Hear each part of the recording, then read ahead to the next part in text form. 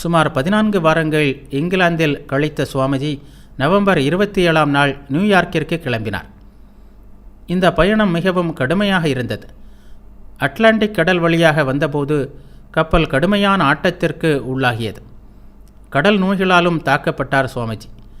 December 6ஆம் நாள் New York சென்று சேர்ந்தார். நியூயார்க் துறைமுகத்தில் கிருபானந்தர் சுவாமிஜியை வரவேற்று அழைத்து சென்றார். கிருபானந்தருடன் தங்கினார் அவர். அங்கேயே வகுப்பு சொற்பொழிவுகளும் நிகழ்த்தினார். ஆனால் அந்த இடம் சுவாமிஜிக்கு அவ்வளவாக பிடிக்கவில்லை.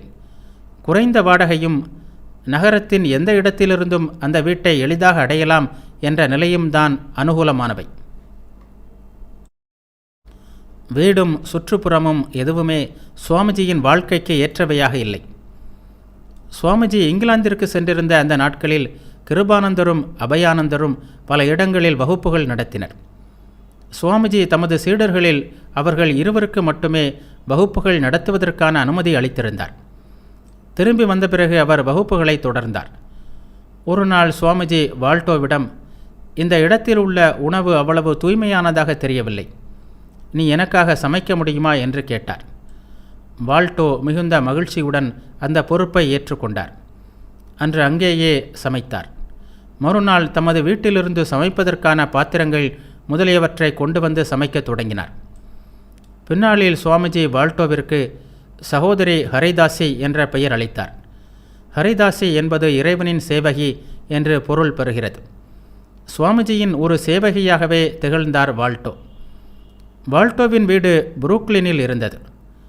தினமும் அவர் குதிரை வண்டியில் 2 மணி நேரம் பயணம் செய்து வர வேண்டும். காலையில் 7 அல்லது 8 மணிக்கு வந்து சமையல் செய்து மற்ற வேலைகளை முடித்துவிட்டு இரவு 9-10 மணிக்கு வீடு போய் சேர்வார். இப்படி தொடர்ந்து பல நாட்கள் நடைபெற்றன. வால்டோவிற்கு சுவாமிஜியிடம் இருந்த பக்தி அலாதியானது. சொற்பொழிவுகள் எதுவும் இல்லை என்றால் சுவாமிஜி வால்டோவின் வீட்டிற்கு செல்வார். சில வேளைகளில் நான் உதவுகிறேன் என்று கூறி அவர் சமைப்பதும் உண்டு. அன்று வால்டோவிற்கு உதவி பெரிதாக அமைவதில்லை என்பது மட்டுமல்ல, வழக்கத்திற்கு அதிகமாக பாத்திரங்கள் கழுவ வேண்டியிருக்கும் என்பது தெரிந்ததுதானே. தமக்கு சொந்தமானவர் என்று சுவாமிஜியாலேயே அழைக்கப்படும் பேறு பெற்றவர் வால்டோ. அந்த நிகழ்ச்சியை காண்போம். ஒரு நாள் ஓர் ஓரமாக அமர்ந்து வால்டோ அழுது கொண்டிருந்தார். அதை கண்ட சுவாமிஜி அவரிடம் சென்று காரணம் கேட்டார். அதற்கு வால்டோ, என்னை உங்களுக்கு பிடிக்கவில்லை என்று தோன்றுகிறது. வேறு யாராவது தவறு செய்தாலும் நீங்கள் என்னையே திட்டுகிறீர்கள் என்றார். சுவாமிஜி உடனே, அவர்களையெல்லாம் நான் எப்படி திட்ட முடியும்? அந்த அளவிற்கு அவர்களை எனக்கு நெருக்கமாக தெரியாது. அதனால்தான் உன்னிடம் வருகிறேன். எனக்கு சொந்தமானவர்களை அல்லாமல் வேறு யாரை திட்ட முடியும் என்று கேட்டார். அதன் பிறகு சுவாமிஜியின் கோபமும் ஏச்சுகளும் வால்டோவை வருத்தமுற செய்யவில்லை. சுவாமிஜிக்கு சொந்தமானவராக இருப்பதிலேயே திருப்தி கண்டார் அவர். வால்மீகி இல்லாமல் இராமாயணம் இல்லை, வியாசர் இல்லாமல் மகாபாரதம் இல்லை, மா இல்லாமல் ஸ்ரீராமகிருஷ்ணரின் அமுத மொழிகள் இல்லை, குட்வின் இல்லாமல் சுவாமிஜியின் சொற்பொழிவுகள் இல்லை. இன்றைய உலகம் சுவாமிஜியின் சொற்பொழிவுகள் என்னும் மாபெரும் இலக்கியத்தை பெற்றுள்ளது என்றால் அதற்கு காரணம் ஜோசையா ஜான் குட்வின். அதனால் என்றென்றும் உலகின் நன்றிக்கு உரியவர் அவர். அவர் இந்த நாட்களில் சுவாமிஜியின் வாழ்க்கையில் இணைந்தார். சுவாமிஜியின் சொற்பொழிவுகளை குறிப்பெடுப்பதற்காக பலரை நியமித்தார்கள். ஆனால் யாரும் தொடர்ந்து நிலைக்கவில்லை. கடைசியாக டிசம்பர் 12ஆம் நாள் ஹெரால்டு வேர்ல்டு என்ற 2 பத்திரிகைகளில் ஒரு விளம்பரம் கொடுக்கப்பட்டது. தேவை: வாரத்திற்கு பல மணி நேரங்கள் நடைபெறும் சொற்பொழிவுகளை விரைவாக சுருக்கெழுத்தில் எழுத ஒருவர் தேவை. எண் 228 39ஆம் மேற்கு தெரு என்ற முகவரியில் விண்ணப்பிக்கவும். இந்த விளம்பரத்தின் மூலம் சுவாமிஜியிடம் வந்தவர் குட்வின். குட்வின் ஓர் ஆங்கிலேயர், 25 வயது இளைஞர், பத்திரிகை துறையில் பல வருட அனுபவம் உடையவர். 3 செய்தித்தாள்களுக்கு ஆசிரியராகவும் பின்னர் நிருபராகவும் பணியாற்றியவர். குட்வினை கண்டபோது சுவாமிஜிக்கு அவரிடம் ஓர் அலாதியான நெருக்கம் ஏற்பட்டது. ஒரு பணியாளராக அல்லாமல் தம்முடையவராகவே அவரை கண்டார் சுவாமிஜி. அப்படியே ஏற்றுக்கொள்ளவும் செய்தார். பின்னாளில் குட்வின் கூறினார், எனது முற்பிறவிகள் பலவற்றை பற்றி சுவாமிஜி என்னிடம் சொன்னார். இது என்னில் எனது வாழ்க்கையில் ஒரு புரட்சியை ஏற்படுத்தியது. எனது வாழ்க்கை மாறி அமைந்தது. நான் ஏழையாக பிறந்தவன். வாழ்க்கை வழி தேடி பல இடங்களில் அலைந்தேன். பெரும் புள்ளிகள் பலரிடம் வேலை பார்த்தேன். அவர்கள் எனக்கு வேலை தந்தார்கள், சம்பளம் தந்தார்கள். ஆனால் யாரும் இதயத்தின் அன்பை தரவில்லை. கடைசியாக அமெரிக்காவில் சுவாமி விவேகானந்தரை சந்தித்தேன். அன்பு என்றால் என்ன என்பதை அதன் பிறகே புரிந்து கொண்டேன். சம்பளம் இல்லையோ, நான் அவரிடம் பிடிபட்டு விட்டேன். சுவாமி விவேகானந்தரை போன்ற ஒரு மாமனிதரை நான் கண்டதில்லை. நமக்கு மிக நெருங்கிய ஒருவரைப் போல் அவரிடம் நாம் ஈர்க்கப்பட்டு விடுவோம். இன்றைய சுருக்கெழுத்து முறைகள் அன்று பிரபலமாகவில்லை.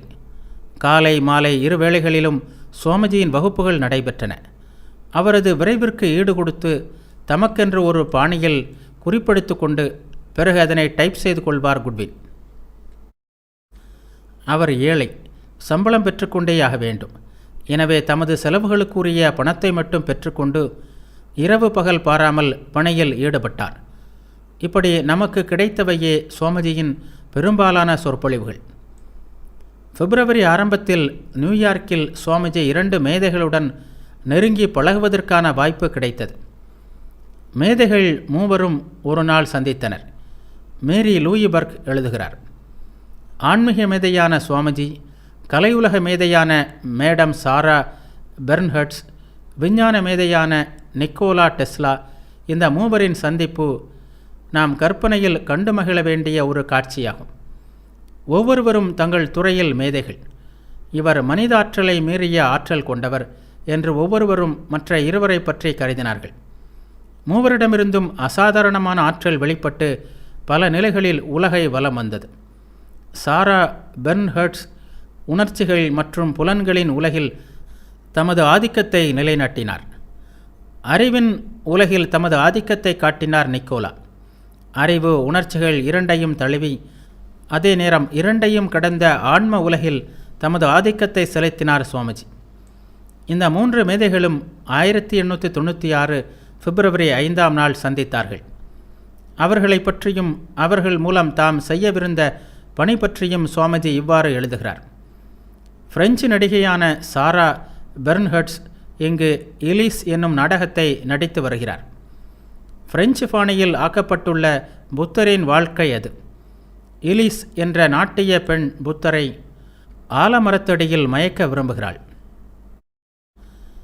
புத்தர் அவளுக்கு உலகத்தின் சாரமற்ற தன்மையை எடுத்து கூறுகிறார். அவள் அந்த நேரமெல்லாம் புத்தரின் மடிமீதே உட்கார்ந்திருக்கிறாள். நன்மையில் முடிவதென்றால் நல்லதே என்பார்கள் அல்லவா. அவள் தனது முயற்சியில் தோற்றுவிடுகிறாள். பெர்ன்ஹர்ட்ஸ் அந்த நாட்டிய பெண்ணாக நடிக்கிறாள். அந்த நாடகத்தை பார்க்க சென்றேன். அதை எப்படியோ அறிந்து கொண்ட பெர்ன்ஹர்ட்ஸ் என்னிடம் பேச விரும்பினார். பிரபல பாடகியான எம். மாரெல்லும் பெரிய மின்னியல் நிபுணரான நிக்கோலாவும் உடன் இருந்தனர். பெர்ன்ஹர்ட்ஸ் நிறைய கற்றவர், மத விஷயங்களை நன்றாக படித்திருக்கிறார். மாரெல்லும் ஆர்வமாக இருந்தார். டெஸ்லாவோ வேதாந்தம் கூறுகின்ற பிராணன், ஆகாசம், கல்பங்கள் போன்றவற்றை கேட்டு மிகவும் மகிழ்ந்தார். நவீன விஞ்ஞானம் ஏற்றுக்கொள்ளக்கூடிய கொள்கைகள் இவை மட்டுமே என்பது அவரது முடிவு. ஆகாசம், பிராணன் இரண்டும் மகத், பிரபஞ்ச மனம், பிரம்மா அல்லது ஈஸ்வரனிடமிருந்தே வெளிப்படுகின்றன. சக்தி, ஜடம் ஆகிய இரண்டையும் இயங்கா ஆற்றலாக மாற்றிவிட முடியும் என்பதை கணித முறையில் காட்ட இயலும் என்று எண்ணுகிறார் டெஸ்லா. இந்த புதிய கணித முறையை அறிவதற்காக நான் அடுத்த வாரம் அவரை சென்று பார்க்க வேண்டும். அவ்வாறு நிரூபிக்கப்பட்டுவிட்டால் வேதாந்தம் கூறுகின்ற படைப்பு கொள்கை உறுதியான அஸ்திவாரத்தில் நிலை பெற்றதாகிவிடும். இப்போது நான் வேதாந்தத்தின் படைப்பு கொள்கை மற்றும் மரண கொள்கை பற்றி ஆராய்ந்து வருகிறேன். அவை நவீன விஞ்ஞானத்துடன் பூரணமாக ஒத்திருக்கின்றன. ஒன்றை விளக்கினால் மற்றது விளங்கிவிடும் என்பதை காண்கிறேன். கேள்வி பதில் வடிவத்தில் நூல் ஒன்றும் எழுத எண்ணியுள்ளேன். அந்த நூலின் முதல் அத்தியாயம் படைப்பு கொள்கை பற்றியதாக இருக்கும். வேதாந்த கொள்கைகளுக்கும் நவீன விஞ்ஞானத்திற்கும் உள்ள இயல்பை காட்டுவதாக அது இருக்கும். இப்போது எனக்கு தெளிவான ஒளி கிடைத்துள்ளது. மாய வேலையெல்லாம் இல்லாத ஒளி அது. நான் கொடுக்க விரும்புவது இது. வறண்ட கடினமான ஆராய்ச்சி என்பதை அன்பு என்ற இனிப்பு பாகுவில் மிருதுவாக்கி தீவிரமான செயலின் மூலம் மனமூட்டி யோகம் என்னும் சமையலறையில் சமைத்து குழந்தையும் எளிதில் ஜீரணித்துக் கொள்கின்ற வகையில் கொடுக்க விரும்புகிறேன். சுவாமிஜியின் விஞ்ஞான மனம் இந்த கருத்துக்களை வாழ்நாள் முழுவதிலும் ஆராய்ந்து வந்தது. பின்னாளில் லாகூரில் அவர் பேசிய மிக பிரபலமான வேதாந்தம் என்ற சொற்பொழிவிலும் அவர் தமது ஆராய்ச்சியை தொடர்வதை காண்கிறோம். ஆற்றல்களில் ஒருமை உள்ளது, அது பிராணன். தூல ஜடத்தில் ஒருமை உள்ளது, அது ஆகாசம். இவை இரண்டிற்கும் அடிப்படையாக ஏதாவது ஒருமை இருக்கிறதா? இவற்றை சேர்த்து ஒன்றாக்க முடியுமா? தற்கால விஞ்ஞானத்தில் இந்த கேள்விக்கு பதில் இல்லை. இதற்கு பதில் காணும் ஆற்றலை அவை பெறவில்லை. நிக்கோலாவின் விஞ்ஞான அறிவையும் கடந்து அன்றே சிந்தித்தார் சுவாமிஜி. ஜடப்பொருளும் ஆற்றலும் வெவ்வேறானவை என்பதுதான் நிக்கோலாவும் எண்ணியிருந்தார். அணு என்பது திடமான, கடினமான, உடைக்க முடியாத, பிரிக்க முடியாத ஒன்று என்று நியூட்டன் கூறியதையே 19ஆம் நூற்றாண்டு விஞ்ஞானிகள் நம்பியிருந்தார்கள். நிக்கோலாவும் அதையே கூறினார். ஜடப்பொருளும் ஆற்றலும் அடிப்படையில் ஒன்றுதான், ஒன்றை மற்றொன்றாக மாற்ற முடியும் என்று அவர் நம்பவில்லை. இந்த விஷயத்தில் சுவாமிஜி அவரை விட எத்தனையோ படிகள் முன்னால் சிந்தித்தார். இந்த மூவரும் மீண்டும் ஒன்றாக சந்திக்கவில்லை என்பது குறிப்பிடத்தக்கது. நூற்றுக்கணக்கான அல்லது ஆயிரக்கணக்கான வருடங்களுக்கு ஒருமுறை வான்வெளியில் அபூர்வமாக சில கிரகங்களின் சேர்க்கை நடைபெறுமே, அதுபோன்றது இந்த 3 மேதைகளின் சந்திப்பு. இந்த சந்திப்பினால் சாராவின் வாழ்க்கையிலும் நிக்கோலாவின் வாழ்க்கையிலும் பொதுவாக மனித வாழ்க்கையிலும் என்ன தாக்கம் நிகழ்ந்தது என்பதை நாம் ஊகிக்க மட்டும்தான் முடியும் என்ற பரவசத்துடன் எழுதுகிறார் மேரி லூயி பர்க். இந்த நாட்களில் சுவாமிஜியின் பணி எல்லா வகையிலும் வளர்ச்சி கண்டது. சொற்பொழிவுகள் தொடர்ந்து நடைபெற்றன. 4 யோகங்கள், பிரபஞ்சம், சாங்கியம் போன்ற சொற்பொழிவுகளும் வகுப்பு சொற்பொழிவுகளும் நிகழ்த்தினார் அவர். அபயானந்தரும் கிருபானந்தரும் பல இடங்களில் வகுப்புகள் நடத்தினர்.